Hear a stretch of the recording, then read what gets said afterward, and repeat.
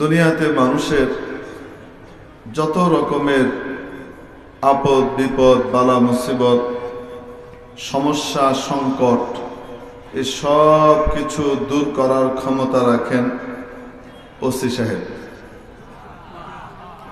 আচ্ছা ঠিক আছে, ওসি সাহেব না হোক, এসপি সাহেব তো অবশ্যই, আচ্ছা উনিও না তো রিজিওনাল ডিআইজি সাহেব, টিএনও সাহেব, ডিসি সাহেব, এসপি সাহেব, আইজি সাহেব, এটাতে একটু সন্দেহ আছে, এই জন্য কেউ বলছে না, কেউ চুপ, কেউ নাই যেতে পারে। সমস্ত বিপদ আপদকে দূর করে দিতে পারেন, আটকাতে পারেন, ঠেকাতে পারেন আইজি সাহেব, মন্ত্রী, প্রধানমন্ত্রী, প্রধান উপদেষ্টা, প্রেসিডেন্ট। বাংলাদেশের প্রেসিডেন্ট না পারুক, আমেরিকার প্রেসিডেন্ট ট্রাম্প, তা কি? আরো আসতে, আরো আসতে। আজকে যার জীবনকে কেন্দ্র করে আলোচনার জন্য বসেছি, ওনার এক অদ্ভুত বাণী গোটা বাংলা ব্যাপী ছড়িয়ে ছিটিয়ে আছে। শুধু বাংলাদেশ নয়, পৃথিবীর কোনায় কোনায় ওনার এই বাণী ছড়িয়ে পড়েছে। যদি তুমি পৃথিবীর কোনো কিছু না পাও কিন্তু আল্লাহকে পাও, তাহলে তুমি সব পেয়েছো। আর যদি সব কিছু পেয়ে যাও আল্লাহকে পাওনি, তাহলে তুমি কিছুই পাও নাই। সমস্ত আপদ বিপদ বালা মুসিবত থেকে মুক্তি দেওয়ার ক্ষমতা একমাত্র কার? এজন্য রব্বুল আলামিন সাহায্য চাওয়ার জন্য বলেছেন শুধুমাত্র কার কাছে? শিখিয়ে দিয়েছেন প্রতি নামাজের রাকাতে রাকাতে আমরা পড়ি আর স্বীকৃতি দিই, ইয়্যাকা না'বুদু ওয়া ইয়্যাকা নাস্তাঈন। ইবাদত একমাত্র আপনারই করি, সাহায্য একমাত্র কার কাছে চাই? ইবাদত একমাত্র আপনারই করি, আর সাহায্য একমাত্র কার কাছে চাই? হযরত আব্দুল্লাহ ইবনে আব্বাস রাদিয়াল্লাহু তাআলা আনহুমা নবীজি সাল্লাল্লাহু আলাইহি ওয়াসাল্লামের প্রিয়তম আপন চাচাতো ভাই এবং প্রিয় সাহাবী, নসিহত করতে গিয়ে বলেছিলেন, ইযা সাআলতা ফাসআলিল্লাহ ওয়া ইযা ইসতাআনতা ফাসতাইন বিল্লাহ। ইয়া গোলাম, বৎস, যদি কিছু চাইতে হয় তাহলে কার কাছে চাও? যদি সাহায্য চাইতে হয়, তুমি যদি সাহায্য চাও তাহলে কার কাছে চাও? যে কোনো আপদ বিপদ বালা মুসিবত থেকে মুক্তি দেওয়ার মালিক, যে কোনো আপদ বিপদ বালা মুসিবত থেকে মুক্তি দেওয়ার ক্ষমতা রাখেন একমাত্র কে? মেরে মুহতারাম দোস্ত, নামাজে যখন বান্দা পড়ে, বান্দি পড়ে ইয়্যাকা না'বুদু ওয়া ইয়্যাকা নাস্তাঈন, ইবাদত একমাত্র আপনারই করি, সাহায্য একমাত্র কার কাছে চাই? ইবাদত মানে গোলামি। ইবাদত মানে কি? আস্তে, আরো আস্তে। গোলামি একমাত্র কার করি, সাহায্য একমাত্র কার কাছে চাই? যখন বান্দা বলে, রব্বুল আলামিন গায়েব থেকে তাকে আওয়াজ দিয়ে বলেন। কান থাকলে শুনতে পায়, দিলের কান বন্ধ থাকলে শোনার ক্ষমতা হয় না। যাদেরকে মাবুদ কান দিয়েছেন তারা শুনতে পায়। মাবুদ সাথে সাথে উত্তর দেন, হাযা বাইনি ওয়া বাইনা আবদি, এটি আমি এবং আমার বান্দার মাঝখানে 50-50। আমার বান্দা আমাকে তার ইবাদত দিবে, আর আমি আমার বান্দাকে আমার সাহায্য দেব। সে দিবে ইবাদত, আমি দেব সাহায্য। বান্দা দিবে ইবাদত, আমি দিব। আরো আসতে। তাহলে গোলামি কার করতে হবে? খালেদা জিয়ার, জিয়াউর রহমানের, শেখ হাসিনার, শেখ সাহেবের, এরশাদ সাহেবের, বা বর্তমান প্রধান উপদেষ্টার, আরো যারা এসেছে বা আসতে পারে তাদের? একমাত্র কার? এদের যারই গোলামি করি না কেন, যারই নেমক হালালি করি না কেন, এক কাপ চাও খাওয়ানোর ক্ষমতা রাখে না মাওলার ইচ্ছা না হলে। দুনিয়াতেই কাজে আসে না, আখিরাতে কোত্থেকে কাজে আসবে? দুনিয়াতে কাজে আসে? কোন না কেন? দুনিয়াতে কাজে আসে? দুনিয়ায় কাজে আসে না, কিসের কবরে আর হাসরে আখেরাতে কাজে আসবে? এত বোকা আমরা হই কেন? কেউ এর পেছনে দৌড়ায়, কেউ ওর পেছনে দৌড়ায়, অথচ বুদ্ধিমান মানুষ, বুদ্ধিমতী নারী কারো পেছনে দৌড়াবে না, গোলামি করবে একমাত্র কার? মেরে মুহতারাম দোস্ত, আল্লাহ ছোট না বড়? যত বড় হয় তার কাছে দরখাস্তের সিস্টেম তত করা হয়, তার কাছ থেকে কোনো কিছু মঞ্জুর করানোর পন্থা অনেক শক্ত হয় কি হয় না? আরে আপনার এলাকার মেম্বার সাহেবের কাছ থেকে কোনো কিছু মঞ্জুর করাইতে কি লাগে? বেশি কিছু লাগে না। গ্রামের বাড়ির একজনকে সাথে করে নিয়ে গেলে, মেম্বার সাহেব এলাকার মানুষ, আপনি একটু কাজটা করে দেন। আচ্ছা ঠিক আছে, কালকে আসিস নি, বসলি বাড়া করে দেবানি। আরে কয় কি কয় না? চেয়ারম্যান সাহেবের কাছে যাতে হলে, আর তুই আমার কাছে আসছিস কেন? এত বড় সাহস তো? আগে মেম্বার সাহেবের কাছে যা, সে আমাদের কবে যা কর, বুঝলেন না? তো সিস্টেম একটু আরেকটু কি হলো, আরেকটু করা হলো, তাই না? আচ্ছা, এমপি সাহেবের কাছ থেকে করাইতে গেলে নিয়ম কানুন কি সহজ না আরো করা? আচ্ছা, মন্ত্রী সাহেবের কাছ থেকে করাতে গেলে সহজ না আরো করা? আর প্রধানমন্ত্রীর কাছ থেকে করাতে গেলে, আর সে দরখাস্ত ওখানে পৌঁছানোর আগেই কত জায়গায় ডাস্টবিনে চলে যায়, ঠিক কিনা? কত কাঠখড় পুড়োয় তারপরে তার কাছে যাওয়া যায়। তো মানুষ যত বড় হয়, তার কাছ পর্যন্ত গিয়ে সাহায্য চাওয়ার নিয়ম কানুন তত কি হয়, করা হয়। সমস্ত রাজা বাদশাকে রাজত্ব দান করেন কে? সকল বিচারপতির বড় বিচারপতি কে? আহকামুল হাকিমিন রব্বুল আলামিনের দরবারে সাহায্য চাওয়ার জন্য তো নিয়ম কানুন অনেক কড়া হওয়া দরকার ছিল, কিন্তু মাবুদ রহমান এবং রহিম, মহাদয়াবান, পরম করুণাময়, এজন্য মাওলা সহজ করে দিয়েছেন, কোনো কঠিন কিছু করেন নাই। বান্দা, আমার কাছ থেকে সাহায্য নিতে চাও, দুটো আমল নিয়ে আসো। কয়টা? দুইটা আমল নিয়ে আসো, আমার কাছ থেকে সাহায্য নিয়ে যাও। ওয়াস্তাইনু বিস-সাবরি ওয়াস-সালাহ, সাহায্য চাও আমার কাছে সবর এবং সালাতের মাধ্যমে, নামাজ, সবর এবং সালাতের মাধ্যমে, ধৈর্য এবং নামাজের মাধ্যমে।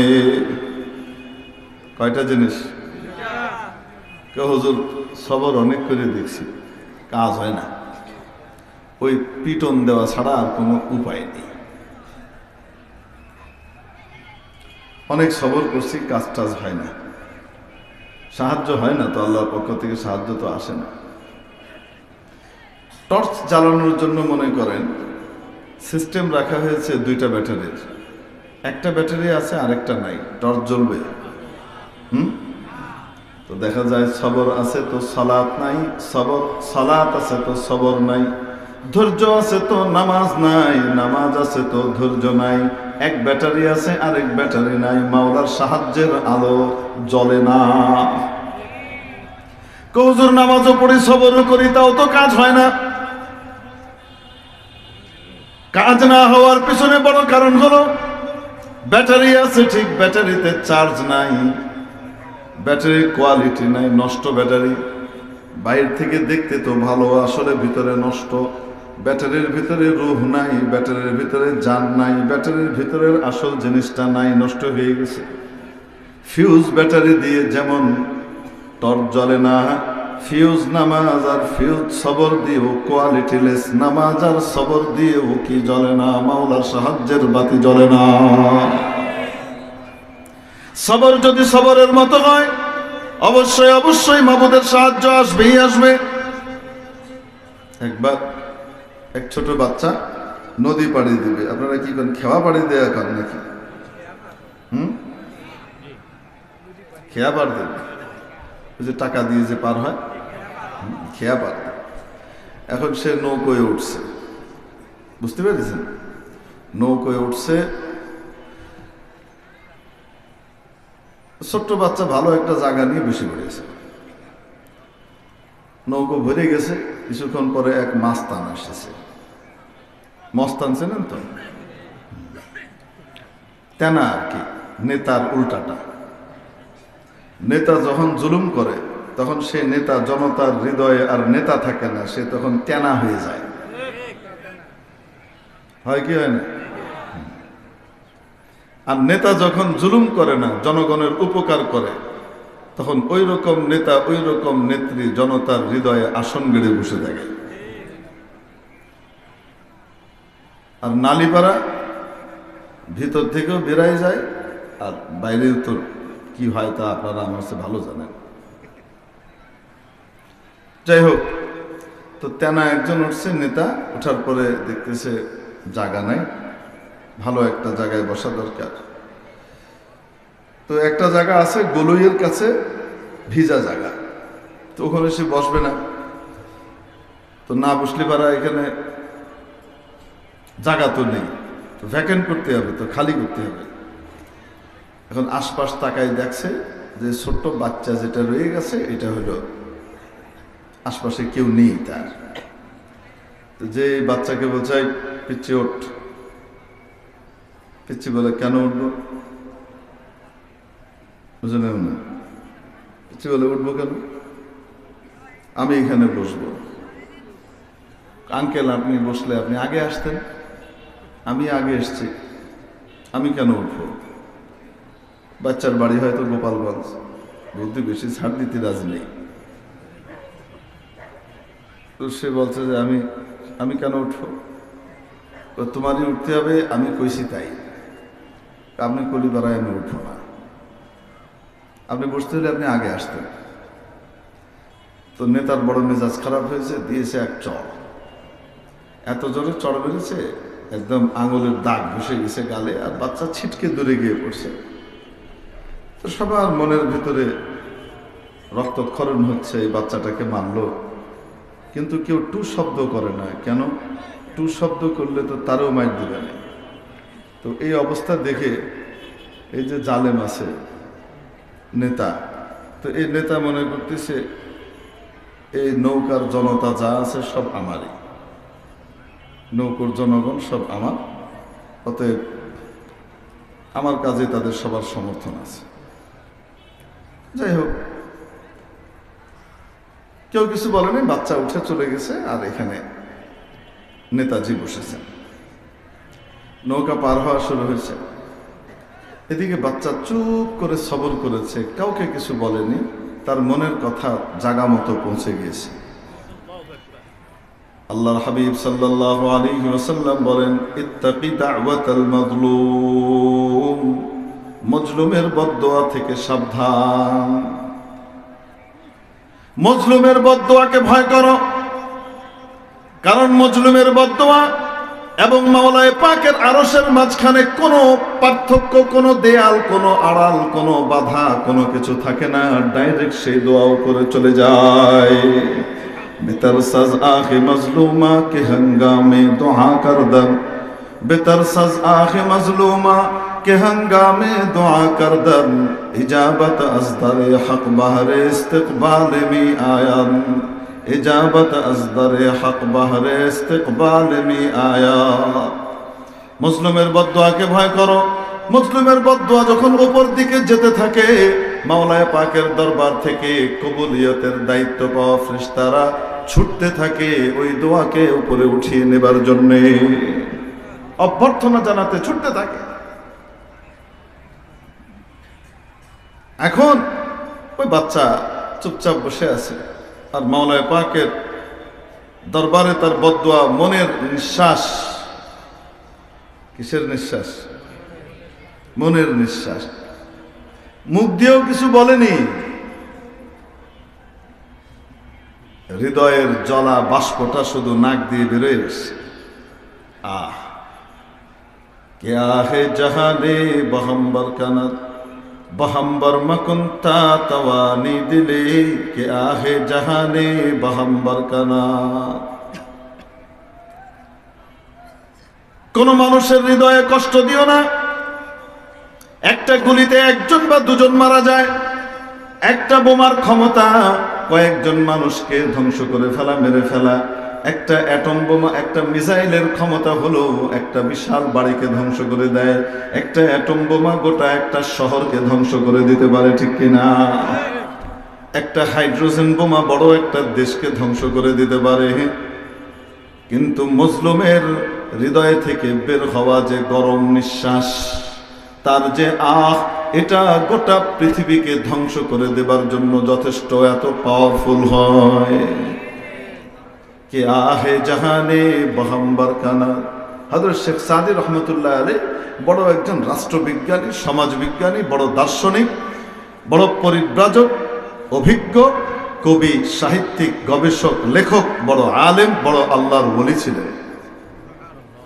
সাধারণ মানুষ ছিলেন। এই এতগুলো ওয়াসফ, এতগুলো গুণাবলীর সমাহার এক ব্যক্তির ভিতরে ঘটেছে গোটা ইতিহাসের ভিতরে। শেখ সাদি ছাড়া দ্বিতীয় ব্যক্তি পাওয়া মুশকিল।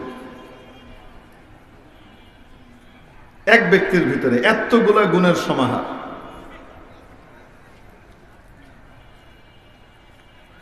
শুধু বড় লেখক ছিলেন, বড় কবি ছিলেন তা না, আলেমও ছিলেন, জাহেদও ছিলেন, বড় ওলি আর বুজুর্গও ছিলেন। শেখের সোহবতে 30 বছর সময় কাটিয়েছেন। কত বছর? সুবহানাল্লাহ। কয় বছর সময়? 30 বছর সময় শেখের সোহবতে কাটিয়েছেন। আল্লাহওয়ালা হওয়ার জন্য, নিজের দিলকে সাফ করার জন্য, নিজে মানুষ হওয়ার জন্য। আজকেও মাশাআল্লাহ মুরিদ হয়। মুরিদ হওয়ার আগেই মুরিদরা তালাশ করে টেলিস্কোপ এবং মাইক্রোস্কোপ দুটো দিয়ে যে কোন পীর ইমার্জেন্সি খেলাফত দেয়, মুরিদ হওয়ার পরপরই দ্রুত খেলাফত দিয়ে দেবে। অর্থাৎ ওইরকম পীর খুঁজে তারপরে বায়াত হয়। যেই পীর কড়াকড়ি করে, টাইট করে, ঘষা মাজা বেশি দেয়, খেলাফত সহজে দেয় না, ওই পীরের কাছে জাতি চায় না। অবাস্তব না বাস্তব? ইসলাম দরকার নাই, পীর হওয়া দরকার। কি হওয়া দরকার? পীর হওয়া দরকার, ইসলাম দরকার নাই। শেখ সাদি কত বছর কাটিয়েছেন? 30 বছর। তাও কার কাছে? ফিকহের ভিতরে যেমন 4 ইমাম আছে, 4 মাযহাব আছে। আকীদার ভিতরে যেমন 2 ইমাম আছেন, 2 মাযহাব আছে। এমনি ভাবে তাসাউফের ভিতরে 4 ইমাম আছেন, 4 তরিকা আছে। তার ভিতরে এক তরিকা হলো তরিকায়ে সুহারওয়ার্দিয়া। হযরত শেখ শিহাবুদ্দিন সুহারওয়ার্দী রহমতুল্লাহ আলাইহি তরিকায়ে সুহারওয়ার্দিয়ার জনক প্রতিকৃত। উনার কাছে 30 বছর সময় কাটিয়েছেন। 30 বছর পরে শেখ সাদিকে অনুমতি দিয়েছেন, এজাজত দিয়েছেন।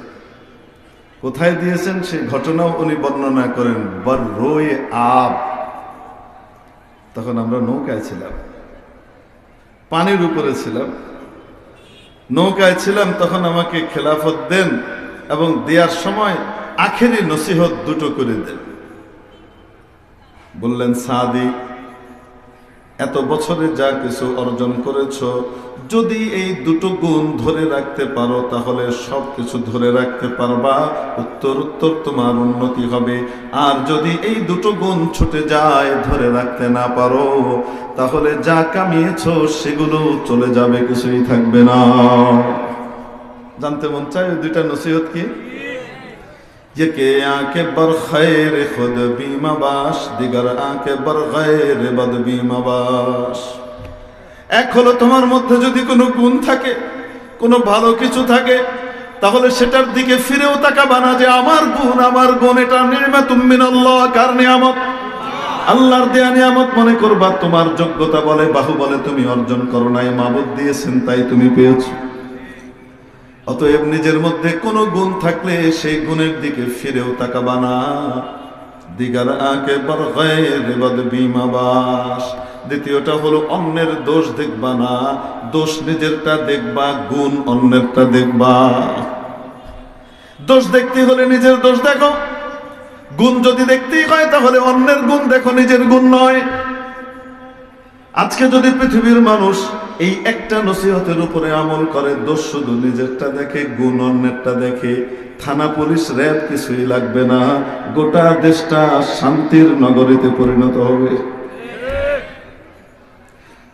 কারণ সে তো অন্যের দোষ দেখে না, দোষ কার দেখে?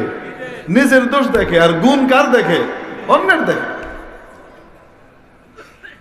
হযরত উকবা ইবনে আমির রাদিয়াল্লাহু তাআলা আনহু রাসূল পাক সাল্লাল্লাহু আলাইহি ওয়াসাল্লামের কাছে জানতে চেয়েছিলেন, মান নাজাতু ইয়া রাসূলুল্লাহ, হে আল্লাহর রাসূল, মুক্তির উপায় কি? বাঁচবো কিভাবে? পরিত্রাণের পন্থা কি? হযরত উকবা রাদিয়াল্লাহু তাআলা আনহুকে নবীজি দুনিয়া আখিরাতে বেঁচে যাওয়ার তিনটে প্রেসক্রিপশন দিয়েছিলেন, তিনটে ওষুধ। কয়টা? এই তিনটে ওষুধ ব্যবহার করো, দুনিয়া আখিরাতে শান্তি পেয়ে যাবা, মুক্তি পেয়ে যাবা। তোর মধ্যে 3 নম্বরটা হলো ওয়াবকি আলা খাতিআতিক, নিজের দোষ আর গুনাহগুলা দেখে কান্নাকাটি করো। শেখ সাদি রহমতুল্লাহ আলাইহ এই যে গুলিস্তা, বোস্তা, কারিমা, তারপরে শেখ আত্তার রহমতুল্লাহ আলাইহির পান্দেনামা, হযরত মুফতি ফয়জুল্লাহ সাহেব রহমতুল্লাহ আলাইহির পান্দেনামা, খাকি, এই যে সমস্ত কিতাবগুলা পড়ানো হতো, এগুলার উদ্দেশ্য শুধু ভাষা শিক্ষা ছিল না।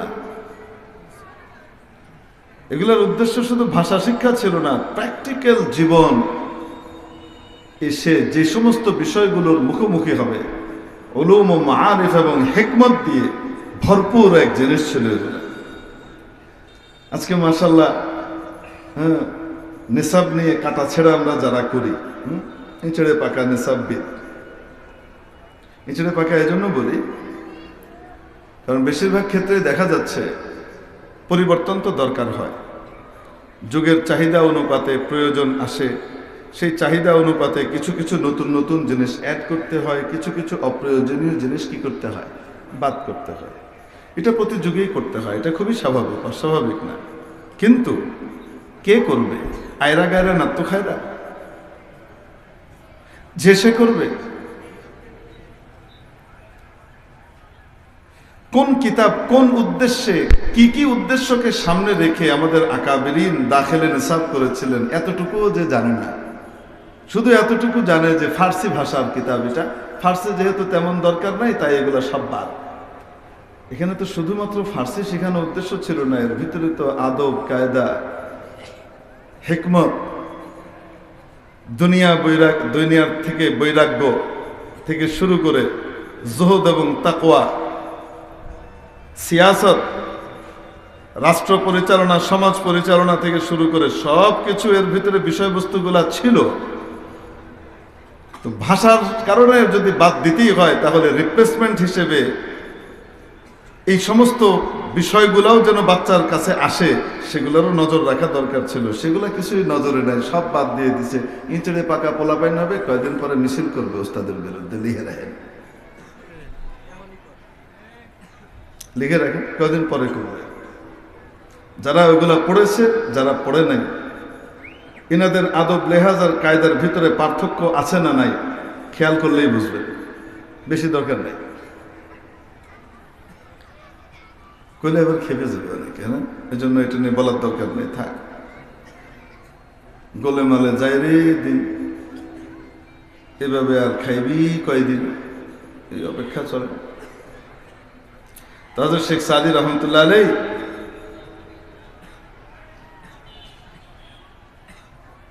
ঘটনা উল্লেখ করে তারপরে এই শের উল্লেখ করেছেন আরেকটা সহকারে, কে আহে জাহানে বহম্বর কানা, একটা গোটা পৃথিবীকে উপড়ে ফেলে, একেবারে ধ্বংস করে দেয়।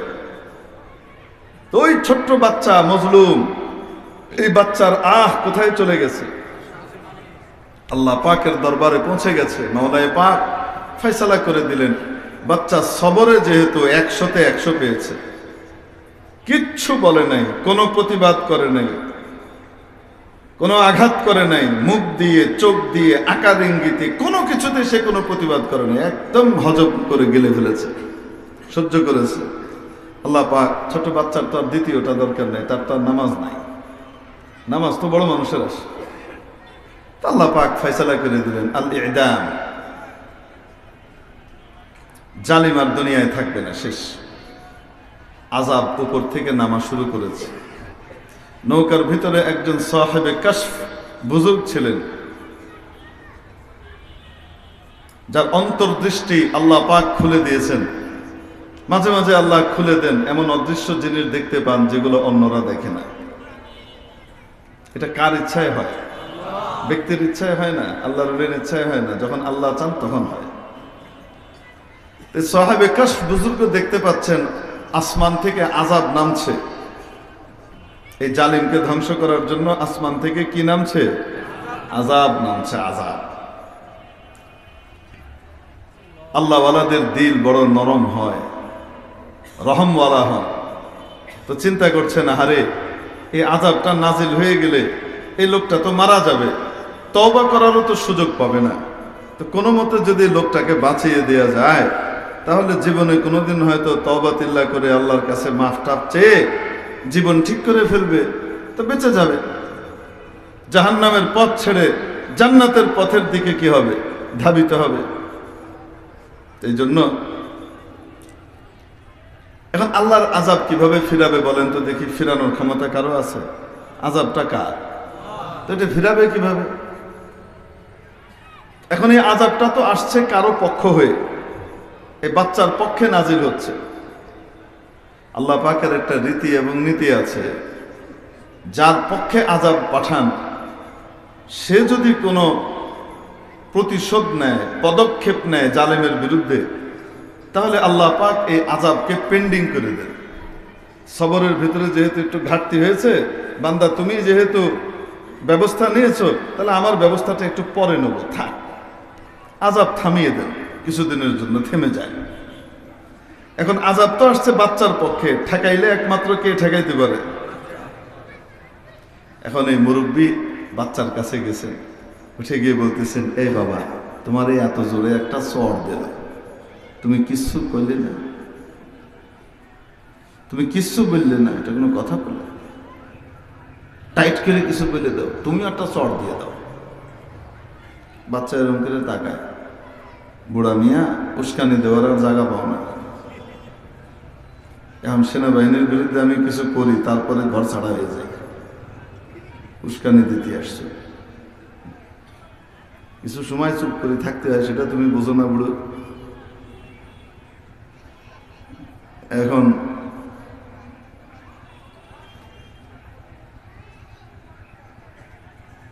পিচ্ছি ফেল ফেল করে তাকিয়ে আছে। মুরব্বী দেখছেন যে আযাব আরো কাছাকাছি চলে এসছে। এখন উনি আরো ছটফট করছেন, এই বাবা, তুমি কিছু বলে দাও না, আরে কিছু একটা বলো না, ভয় পাও কেন, আমি আছি না। তো ছোট্ট বাচ্চা মনে মনে বলে, কেমন আছেন তা দেখেছি না একটু আগে? চটটা যখন দিল তখন তো কিচ্ছু বলেননি, চুপ করেছিলেন। এখন আসছেন আমার প্রতিবাদ করার জন্য বলতে। আমি একটা কিছু বলি, তারপরে আগে তো থাপ্পড় খেয়েছিলাম নৌকার ভিতরে, এখন থাপ্পড় একটা দেবে, চড় খাইয়ে যাবো নদীতে, তখন আমাকে কে বাঁচাবে? তো কিছুই বলে না, সে চুপ করে আছে। কিন্তু বুড়া মিয়া যেহেতু তার পাশে দাঁড়িয়েছে, এটার কারণে মনটা একটু ভালো লাগছে যে একটা লোক হলেও আমার পাশে আছে। তো বাচ্চার চোখ দিয়ে পানি টলটল করে। এতক্ষণ তো পাথর হয়ে গেছিল, অধিক শোকে পাথর। এখন কেউ যেহেতু পাশে দাঁড়িয়েছে, এখন চোখে পানি, উদ্গত কান্না, অনিরুদ্ধ কান্নার গমক কে তার কণ্ঠ রুদ্ধ হয়ে যাচ্ছে, চোখ দিয়ে পানি চলে আসছে। এখন কি করবে? এই এদিকে জালেম যে আছে না, সে হাত কাছাচ্ছে, শালার মোল্লা, তুই পারে নাইমে দেখ, তোর ঠ্যাং ঠুং যা আছে সব ভাঙিয়ে ভিতরে বেরিয়ে দিবে, তুই আমার বিরুদ্ধে উস্কানি দেশ, বুঝলেন না? আচ্ছা বলেন তো দেখি, মুরব্বী বুজুর্গ জালেমের ধ্বংসের জন্য উস্কানি দিচ্ছে নাকি জালেমকে বাঁচানোর জন্য? কারণ আলেম চোখে যা দেখতেছে জালেম তা দেখে না। আলেমের চোখ যা দেখে জালিমের চোখ তা দেখে না, ঠিক কিনা? ওদিকে বলারও অনুমতি নাই, তাই বলতে পারে না। আমাদের মধ্যে আবার কিছু সহি পার্টি আছে, এই সহ পার্টিরা সবসময় আমল থেকে মানুষকে কিভাবে দূরে রাখা যায় সেই ব্যবস্থা নেয়। তারাবি কয় রাকাত গো? আসতে বলেন। ওইটারে কিভাবে 8 রাকাত বানানো যায় আর 8 রাকাত পরে ফাঁকি দিয়ে বেড়ায় চলে যাওয়া যায়, সেই ধান্দা করে। জুমার আগেও কোনো সুন্নত নেই, পরেও কোনো সুন্নত নেই, জোহরের আগেও কিছু নেই, পরেও কিছু নেই। এই সমস্ত ওয়াজ মারে কি মারে না? বলেন না কেন? এই ওয়াজ মারার লোক আছে না নাই? তো ইনাদের ভিতরে কিছু লোক আছে, এরা আবার আল্লাহ ওয়ালাদের এই সমস্ত ঘটনা শুনলে তারা তখন এর ভিতরে শিরিক খুঁজে পায়। শিরিক শিরিক শিরিক, এর ভিতরে কিছুই নাই, এই নাই সেই নাই। ভাই শিরিক হবে কেন? আল্লাহ কি কারো দিল খুলে দিতে পারেন না? সে কি দেখতে পারে না? ধর বাটপারি মার্কা কথা বলেন না। যদি দেখে তো তাহলে একজন কেন দেখবে, সবাই কেন দেখে না? আর যদি একজনই দেখে তো সব সময় কেন দেখে না? প্রশ্ন দুটো বুঝতে পারছে? দেখলে সবাই কেন দেখে না, একজন কেন দেখবে? দ্বিতীয় হলো, একজনই যদি দেখে বা একজনই যদি শুনে, তাহলে বাকিরা কেন সব সময় কেন সে শুনে না, সব সময় কেন সে দেখে না? এই দুই প্রশ্নের উত্তর একসাথে রব্বুল আলামিন কোরআনে কারিমে দিয়ে দিয়েছেন। হাদিস নিয়ে লাফ তো পরে মারবা, আগে কোরআনটা পড়ো। আল্লাহ পাক কোরআনে কারিমে এই দুই প্রশ্নের উত্তর একসাথে কি করেছেন? দিয়ে দিয়েছেন।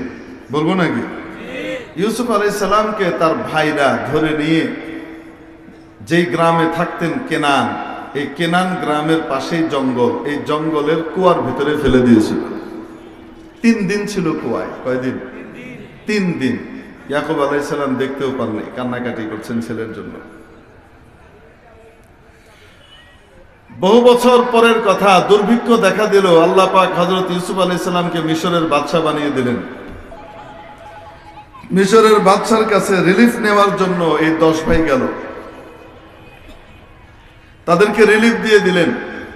ওনার আপন একটা ভাই ছিল, বাপ মা উভয় দিক থেকে, বেনিয়ামিন। তো বেনিয়ামিনকে দেখার জন্য উনি পাগল হয়ে গেলেন। তো বললেন, আপনাদের আর কোনো ভাইটাই নাই? বলছে, হ্যাঁ, আমরা তো আল্লাহর খলিল হযরত ইব্রাহিম আলাইহিস সালামের নাম শুনেছেন না আপনি? গোটা পৃথিবী যার নাম জানে, সেই ইব্রাহিম আলাইহিস সালামের আপন নাতি ইয়াকুব আলাইহিস সালামের ছেলে আমরা। নাহনু আবনাউল আম্বিয়া, আমরা ইব্রাহিম আলাইহিস সালামের নাতির ছেলে। বুঝলেন নাই? কার কাছে গল্প দেয়? ইউসুফ আলাইহিস সালামের কাছে। ইউসুফ আলাইহিস সালাম শোনেন, আচ্ছা আচ্ছা আচ্ছা, তাই নাকি? এই ইনাদেরকে সব আলাদা আলাদা প্রাসাদ দাও থাকার জন্য। যারা আসছে সব তো এসে নিয়ে চলে যায়, আর ঢালাও মেহমানখানা আছে। এনাদের জন্য কি করছে? আলাদা আলাদা প্রাসাদ দিছে, কারণ পরিকল্পনা আছে, সামনের একটা পরিকল্পনা মাথায় আছে। এটার জন্য এখন প্রাসাদ দিছে, সব আলাদা আলাদা বাংলো দিয়ে দাও। তারা খুব খুশি, আমাদেরকে মিশরের বাদশা খুব একরাম করেছে। তো আপনারা কয় ভাই বোন? আমরা মোট 12 ভাই। আমরা 10 জন এক মায়ের পেটে, আর বাকি 2 জন ছিলেন, তার ভিতরে একজনকে বাঘে খেয়ে ফেলেছে। ইউসুফ আলাইহিস সালাম এতদিনে জানলেন বাপের কাছে গিয়ে কি বলছে এরা। বাপের কাছে গিয়ে কি বলেছে? ওয়াজাউ আবাহুম ইশাআন ইয়াবকুন। সন্ধ্যাবেলায় বার্ন ইউনিটে গিয়ে আগুন দিয়ে যারে পোড়াইছে তার পাশে গিয়ে হাজির হয়ে চোখের পানি মুছতেছে। ওয়াজাউ আবাহুম ইশাআন ইয়াবকুন। রাতের বেলায় এসেছে, তারা মাঠ থেকে ফিরে এসেছে, কাঁদতে কাঁদতে এসেছে। কান্নাটা আসল না নকল? বাপের কাছে এসে কাঁদে আর বলে, ইয়া বানা ইন্না যাহাবনা নাস্তাবিকু ওয়া তারাকনা ইউসুফা ইনদা মাতাইনা ফাআকালাহু আয-যিব। আব্বা, আপনি ঠিক বলছিলেন, আমরা দৌড় প্রতিযোগিতায় গেছিলাম, ভাইটিনে রাখিয়ে গেছিলাম, জিনিসপত্রের কাছে ছোট মানুষ, নেকড়ে এসে খেয়ে ফেলাইছে। বুঝলেন নাই? নেকড়ে খেয়ে ফেলেছে, তার দলিল কি? তারা আবার কুয়ায় ফেলে দেওয়ার আগে হযরত ইউসুফের গায়ের জামাটা খুলে নিছে। খুলে নিয়ে একটা দুম্বা জবাই করে সেই দুম্বার রক্ত দিয়ে কাপড়টাকে রাঙাইছে। রক্তটা আসল না নকল? কাযিব শব্দের এক অর্থ নকল। এই নকল রক্ত নিয়ে, ভুয়া রক্ত নিয়ে গিয়ে হাজির হয়ে বাপের কাছে দেখায়, আব্বাজান বিশ্বাস না করলে দেখেন ভাইজানের শুধু, আমার বাইরের শুধুমাত্র একটা জামাটা নিয়ে আসছি, আর কিছু নেই। নবীরা কি বেকুব না সবচেয়ে বুদ্ধিমান? পৃথিবীর সবচেয়ে বুদ্ধিমান যারা হন, সবচেয়ে বুদ্ধিমান একদম খালেস বুদ্ধি, লুব্বিলুবাদ যাদের কাছে থাকে, নবীরা হন তারা। তো ইয়াকুব আলাইহিসসালাম তাকে বলতেছে, না রে বাজান রে, মুখে কিছু বলেন না, মনে মনে বলেন, হ্যাঁ রে বাজান, কত শিক্ষিত নেকড়ে, আমার বাচ্চাটারে খালো, খাওয়ার আগে শরীরটা তো ছিঁড়ে ফিড়ে খালো, কিন্তু তার জামাটা আগে খুলে আনাম রেখে দিল।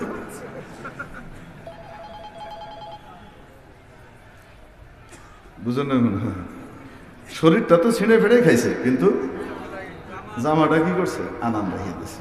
তার মানে কেমন বাঘে খাইছে হযরত ইয়াকুব আলাইহিস সালাম বুঝেননি? বুঝতে পেরেছেন। শুধু বললেন, বাল সাওয়ালাত লাকুম আনফুসুকুম আমরা, তোমরা নকল একটা কেস সাজিয়ে নিয়ে আসছো আর কি। ফাসাবরুন জামিল, ধৈর্য ধরা ছাড়া তার কিছু নেই। যাক, এখন তারা বলতেছে যে আমাদের আরেক ভাই ছিল, তারে কে খাইছে? বাঘে খাইছে, আরেক ভাই রয়ে গেছে। তো ওই ভাইটারে আব্বা জান আর হাত ছাড়া করে না, তাই আসতে পারে নাই। ইউসুফ আলাইহিস সালামের তো দিল ছটফট করছে ভাইটাকে দেখার জন্য। তো বলতেছেন, শোনো, সামনের বার যখন আসবা তখন অবশ্যই ওই ভাইকে সাথে করে নিয়ে আসবা। যদি না আসো, যদি ওই ভাই সাথে না থাকে, ফালা কাইলা লাকুম ইনদি ওয়ালা তাকরাবুন, আমার কাছ থেকে কোনো রিলিফও পাবা না, আর মনে রাখবা কাছেও আসতে পারবা না, সাবধান। ইকরাম করছি, খুব ভালো করছি, ওই বাইরে নিয়ে আসবা। পরের বার বাইরে নিয়ে আসছে, আব্বা দেবে না, আব্বার কাছে অনেক বলে টুলে কসম টসম কিরে টিরে কেটে তারপরে বাইরে নিয়ে আসছে। তো যাই হোক, নিয়ে আসার পরে ওই আগের মতো প্রত্যেককে আলাদা আলাদা, বুঝলেন নাই? আর বেনিয়ামিনরে নিয়ে গেছে নিজের প্রাসাদে, কারণ ওরা তো মনে করতেছে বেনিয়ামিনকেও আলাদা কোনো বাংলো দিছে। প্রত্যেক বাংলোতে খেদমত চলে। বেনিয়ামিনকে ঘরে নেওয়ার পরে এবার নিজের পরিচয় দিলেন হযরত ইউসুফ আলাইহিস সালাম। দুই ভাই মিলে অনেক জড়াজড়ি করে কান্নাকাটি হলো, বাড়ির খবর টবর জানলেন। ইউসুফ আলাইহিস সালাম বললেন যে, দেখো, এখনো পর্যন্ত আল্লাহর পক্ষ থেকে প্রকাশ করার অনুমতি হয় নাই, অনুমতি হলে আমি এতক্ষণ প্রকাশ করে দিতাম। যতক্ষণ মাবুদ প্রকাশের অনুমতি না দেন আমরা তো পারবো না। তো তোমাকে একটা সিস্টেম করে আমি রেখে দিব, কি সিস্টেম করব তা তোমাকে বলবো না, বাস তুমি মাথায় রাখো শুধু। যাই হোক, সে সিস্টেম করে রেখে দিয়েছেন। এখন এই ভাইদের ভিতরে অস্থিরতা শুরু হয়ে গেল যে ভাইকে ছাড়া তো যাওয়া যাবে না, কান্নাকাটি শুরু করছে। এক ভাই রয়ে গেল, সে বলল, আমি আব্বার কাছে মুখ দেখাতে পারবো না, তোমরা যাও। গিয়ে বাপের কাছে বলল। বাপ বললেন, তোমরা যাও, খুঁজো, আমার ধারণা আল্লাহ সবাইকে একত্রিত করে দিবেন, আমার সব বাচ্চাকে আল্লাহ একত্রিত করে দিবেন আমার ধারণা, যাও খুঁজো, গিয়ে মেহনত করো, তালাশ করো, নিয়ে আসো। যখন তারা আসছে, এসে আমির মাসর হযরত ইউসুফ আলাইহিস সালামের কাছে বলে, মালিক মাসর এসে বলতেছেন, আমার আব্বা জান কানতে কানতে কানতে কানতে অন্ধ হয়ে গেছেন এক ভাইয়ের জন্য। এই ভাইটার খবর ওখানে দিতে ভয় পাই, বাবা হার্ট অ্যাটাক করতে পারে। এক ভাইয়ের জন্য চোখ গেছে, আরেক ভাইয়ের জন্য আমার বাবার জান চলে যেতে পারে। আমাদের কাউকে রেখে দেন, ভাইটাকে দিয়ে দেন, দরকার হলে আমাদের সবাইকে রেখে দেন, শুধু ওকে ছেড়ে দেন। হযরত ইউসুফ আলাইহিস সালাম বলেন, মাআদাল্লাহ, সম্ভব না, একজনের দায় আরেকজনের কাঁধে চাপানো যায় না। একজন অন্যায় করলে তার অন্যায়ের সাজা আরেকজনকে দেওয়া যায় না, এটা জুলুম, যে করেছে তারই নিতে হবে। মাওলানা পাক অনুমতি দিয়ে দিলেন, বলে দাও। এবার হযরত ইউসুফ আলাইহিস সালাম নিজের পরিচয় প্রকাশ করলেন, বললেন, হাল আলিমতুম মা ফাআলতুম বিইউসুফা ওয়া আখিহি ইন আনতুম জাহিলুন। যখন তোমরা জাহেল ছিলে, মূর্খ ছিলে, জ্ঞান তো অনেক বেশি, কিন্তু আচরণটা ছিল মূর্খের মতো, জালিমদের মতো। মূর্খের আচরণ করে যখন তোমরা ইউসুফ ইউসুফের সাথে তোমরা কি আচরণ করেছিলে তা কি তোমাদের জানা আছে, মনে আছে কিনা? এরা 10 জন চিন্তা করে আমরা 10 ছাড়া তো আর কেউ ঘটনা জানে না। 11 নম্বর একজনই জানতো, ইউসুফ। এতক্ষণ কেমন যেন চেনা চেনা মনে হচ্ছিল, চেহারাটা কেমন যেন খুব পরিচিত মনে হচ্ছিল। আরে এই তো ইউসুফের মতোই লাগে। জিজ্ঞেস করতেছেন, আনতা ইউসুফ, তুমি কি ইউসুফ? ইউসুফ আলাইহিস সালাম বলেন, আনা ইউসুফ ওয়া হাদা আখি, আমি ইউসুফ আর এটা হলো আমার ভাই বেনিয়ামিনকে দেখালেন। قد من الله علينا, মাওলা আমাদের উপর দয়া করেছেন। যার কাছে দুটো গুণ থাকবে মাওলা তাকে নেককার বলে সাব্যস্ত করবেন, আর নেককারদের বিনিময় আল্লাহ নষ্ট করেন না। ইন্নাহু মাইয়াত্তাকি ওয়া ইয়াসবির, যে তাকওয়া অবলম্বন করবে, সবর করবে, আল্লাহকে ভয় করবে, গুনাহ থেকে বাঁচবে আর বিপদে ধৈর্য ধরবে, ফাইন্নাল্লাহা লা ইউদিউ আজরাল মুহসিনিন, সে নেককারদের অন্তর্ভুক্ত হবে। আর নেককার মানুষের বিনিময়ে আল্লাহ নষ্ট করেন না। আল্লাহ আমাদের উপর দয়া করেছে, কারণ আমরা তাকওয়াও অবলম্বন করেছি, সবরও করেছি। সুবহানাল্লাহ। মেরে মুহতারাম দোস্ত, এই কথার পরে এখন তারা জানতে পারলেন হযরত ইউসুফ আলাইহিস সালাম তাদের ভাই। এইবার হযরত ইউসুফ আলাইহিস সালাম নিজের গায়ের জামাটা খুলে দিয়ে বললেন, যাও ইযহাবু বিকামিসি হাদা, আমার এই জামাটা নিয়ে যাও, আব্বা জানের মুখের উপরে রাখলে উনি দেখা শুরু করে দেবেন। ওনার যে দৃষ্টিশক্তি চলে গিয়েছিল তিনি দেখতে পাবেন, যাও নিয়ে যাও। ওয়ালাম্মা ফাসালাতির ঈর,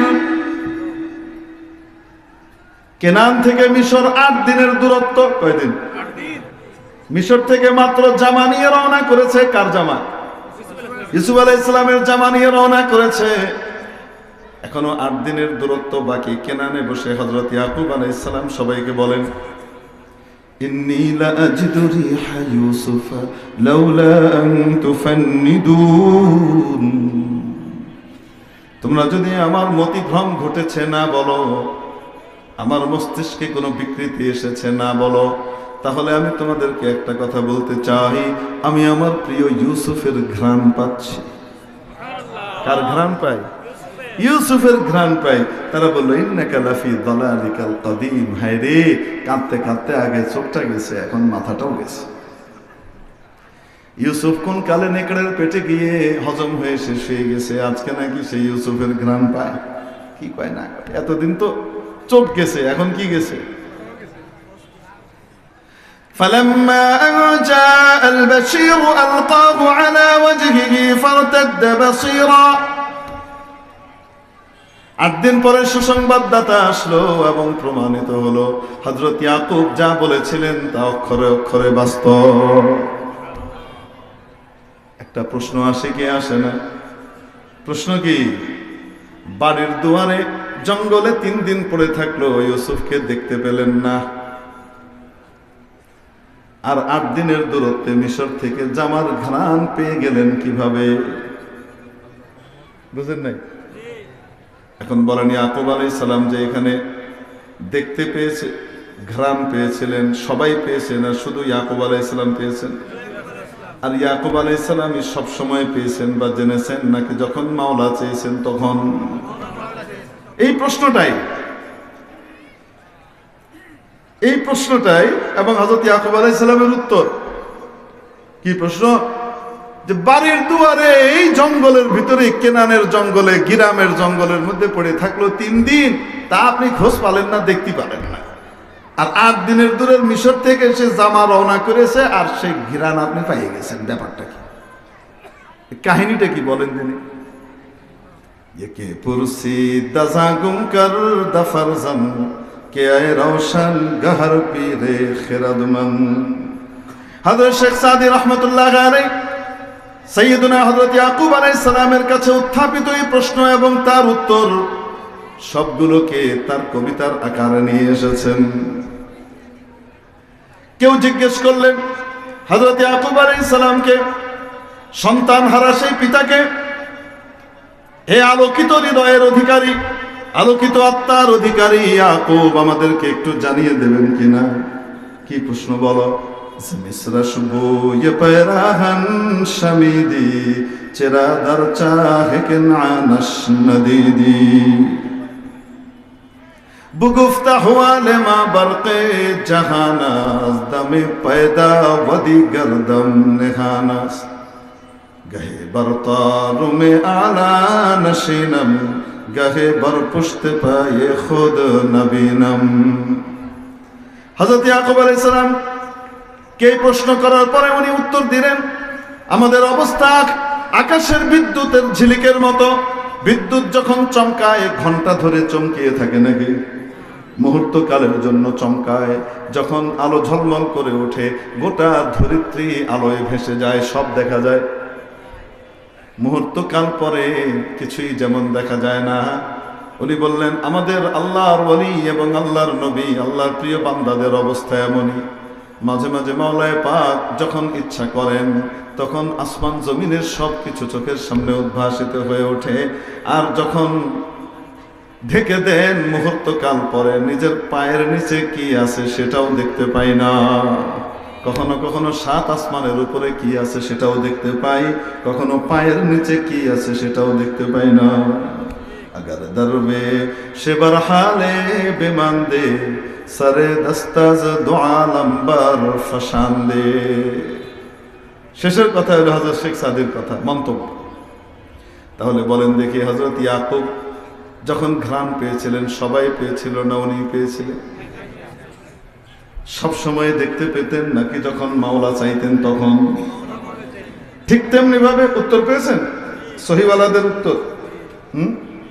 এই সহিওয়ালারা যে পরিমাণ গলত কথা বলে, বাতিল কথা বলে, এই পরিমাণ গলত আর বাতিল কথা ওই কবর পূজারীরাও বলে না। আল্লাহ হিদায়াত করুক কোন আমিন। মসজিদে মসজিদে দাঙ্গা লাগানোর জন্য 1 নম্বর। এই রমজান মাসের ভিতরে দাঙ্গা লাগবে, দেখবেন 8 রাকাত পড়ে উঠে পালায় যাবে। সামনে থেকে যখন পালায় যায় উঠে, তখন কিছু ভালো মানুষের সাথে করে নিয়ে যায়, তাদের ভিতরে শয়তান খলবলি তৈরি করে। ঠিক কি ঠিক না? তারাবির নামাজ কয় রাকাত? 20 রাকাত। আরো আসতে কয় রাকাত? 20 রাকাত। 8 রাকাতের কোনো তারাবি নেই। হুজুর বুখারী শরীফে যে হাদিস আছে, সহিওয়ালারা দেখাই দিয়েছে আমাদেরকে হাদিস, সেই হাদিসটা শুনবেন নাকি আপনারা? হ্যাঁ, আচ্ছা। তার আগে একটা জিনিস বুঝে নেন, ঈশার নামাজের পর থেকে ফজরের ওয়াক্ত হওয়ার আগ পর্যন্ত যত নফল আছে সমস্ত নফল আর অতিরিক্ত নামাজকে সালাতুল লাইল বলে, রাতের নামাজ বলে। কিসের নামাজ? রাতের নামাজ। এই রাতের নামাজ মৌসুম হিসেবে 2 রকম হয়। এক রকমের নামাজ আছে শুধু রমজান মাসেই হয়, সেটার নাম কি? আসতে বলেন। রমজান মাসে এই যে রাতের নামাজটা হয় ঈশার পর থেকেই তো হয় নাকি? এটা কি রাতের শেষ ওয়াক্তে হয় না শুরু ওয়াক্তে হয়? শেষ দিকে হয় না প্রথম দিকে হয়? সারা বছর হয় না শুধু রমজানে হয়? তাহলে তারাবি রাতের প্রথমাংশে হয় এবং শুধু। আর আরেকটা নামাজ আছে ফজরের আগ দিয়ে মানুষ পড়ে শেষ ওয়াক্তে, সেটারে কি কয়? সেটা শুধু কি রমজানে হয় না রমজানের বাইরেও হয়? রমজানেও হয়, রমজানের বাইরেও হয়। এবার 8 রাকাতের তারাবির হাদিসটা একটু শুনে নেন। বুখারী শরীফের যে হাদিস দেখায়, আম্মা জান আয়েশা সিদ্দিকা রাদিয়াল্লাহু তাআলা আনহা বলেন, আমি নবীজি সাল্লাল্লাহু আলাইহি ওয়াসাল্লামকে রাতের নামাজ 11 রাকাতের বেশি পড়তে দেখি নাই। কয় রাকাতের বেশি? 11। হ্যাঁ, তখন আপনি যদি জিজ্ঞেস করেন, ভাই এখানে তো 11 রাকাতের কথা বলতেছে, আপনি 8 রাকাত তারাবি পেলেন কই? আরে 8 রাকাত তারাবি, বাকিটা বেতের। তো তাহলে সহিহ হাদিস অনুযায়ী বেতের কয় রাকাত হইল? আসতে কোন? সহিহ হাদিস অনুযায়ী বেতের কয় রাকাত হইল? যে হাদিসকে সে তারাবির হাদিস বলে, এই হাদিসটা দিয়ে বুখারী শরীফের এই হাদিস দিয়ে বেতের কয় রাকাত হইল? পড়ে কয় রাকাত?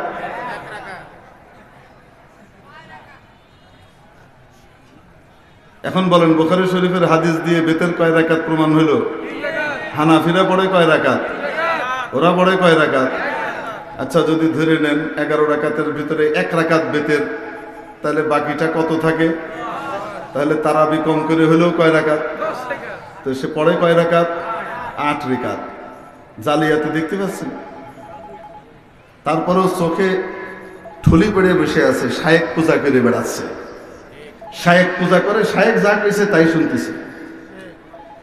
এখনো হাদিস শেষ হয় নাই, হাদিস এখনো কি হয় নাই? আম্মা জান আয়েশা বলেন, আমি আল্লাহর হাবিব সাল্লাল্লাহু আলাইহি ওয়াসাল্লামকে রাতের নামাজ 11 রাকাতের বেশি পড়তে দেখি নাই, ফি রমাদানা ওয়া ফি গায়রিহি, রমজান মাসেও রমজানের বাইরেও। এখন বলেন তো দেখি, যেই নামাজটা রমজানেও হয় রমজানের বাইরেও হয় সেই নামাজটা তারাবি। যেই নামাজটা রমজানেও হয় রমজানের বাইরেও হয় সেই নামাজটার নাম তারাবি। কি? তাহাজ্জুদের হাদিসকে নিয়ে তারাবিতে লাগাই দিয়ে আপনাকে মসজিদ থেকে ভাগাই নিয়ে চলে যাচ্ছে, আর আপনি মনে করছেন সহিহ হাদিসের উপরে আছে। আল্লাহ আমাদেরকে সহিহ বুঝ দান করেন। এই জন্য আলেম ওলামারা, বিজ্ঞ ওলামায়ে কেরাম যা বলেন তাদের কথা অনুযায়ী চলবো। আয়রা গায়রা নাত্য খায়রা কালকের শাইখের কথা অনুযায়ী চললে কিন্তু কিয়ামতের দিন ধরা খাওয়ার আশঙ্কা আছে। আচ্ছা, একটা কথা বলেন, হ্যাঁ, আপনি ঢাকা থেকে এই গোপালগঞ্জ থেকে ভাইটিপাড়া যাবেন, ভাইটিপাড়া চেনেন তো? ভাইটিপাড়া যাবেন, ওখানে যে আবার আপনার টাকা পয়সা আছে, এখানেও টাকা আছে, কিন্তু রাস্তায় আপনি বেশি টাকা নিতে চাচ্ছেন না, যতটুকু দরকার তা নেবেন। তা আপনি একজনকে জিজ্ঞেস করলেন, আরে গোপালগঞ্জ থেকে জাতি ক টাকা লাগবে রে বাস ভাড়া? একজন কইলো 8 টাকা লাগবে, আরেকজন কেন আরে 20 টাকা লাগবে। একজন কলো 8 টাকা, আরেকজন বললো কত? আসতে কন 20 টাকা। আপনি কয় টাকা নিয়ে যাবেন? আপনি কয় টাকা সাথে করে নিয়ে যাবেন? টাকা আপনার এখানে আছে, কিন্তু আপনি কয় টাকা নেবেন? 8 নেবেন না 20 নেবেন? কেন? দুইজনের যে কোনো একজনের কথা ঠিক। ওখানে যায় যদি দেখি যে 20 টাকা, তাহলে তো আমার 20 টাকা ভাড়া আছে। আর যদি যায় দেখি 20 টাকা না, আসলে কয় টাকা? 8 টাকা। তো তাহলে 8 টাকা দিয়ে যায়, 12 টাকা দিয়ে শশা পাউরুটি আরো অনেক কিছু খাওয়া যাবে, আছে না নাই? 12 টাকা জমা আছে। আর যদি আপনি নিয়ে যান 8 টাকা, আর যায় দেখেন ভাড়া কত? 20 টাকা, তো কন্ট্রাক্টর কবে নি গলাটাকে ধরে কবে নিবে, নিচে বসে থাকো 8 টাকা দিয়ে। এখন কি সেই শায়েস্তা খানের আমল নাকি? ঘাটটা ধরে নামাই দিবে, ঠিক কিনা? বাস চলে যাবে, তুমি পড়ে থাকবা। এখন আল্লাহ পাক জান্নাতে নেওয়ার জন্য, বিশেষ জান্নাত দেবার জন্য রমজান মাসে স্পেশাল একটা নামাজ দিলেন, তারাবি। 1200 বছর পর্যন্ত উম্মত তারাবি 20 রাকাতের নিচে কেউ বলে নাই। 1200 বছরের পরে হিন্দুস্তানে এক বেটার অতি বুঝ চলে আসলো, সে মনে করলো তাহাজ্জুদের হাদিস এখন কয় রাকাত হয়ে গেছে?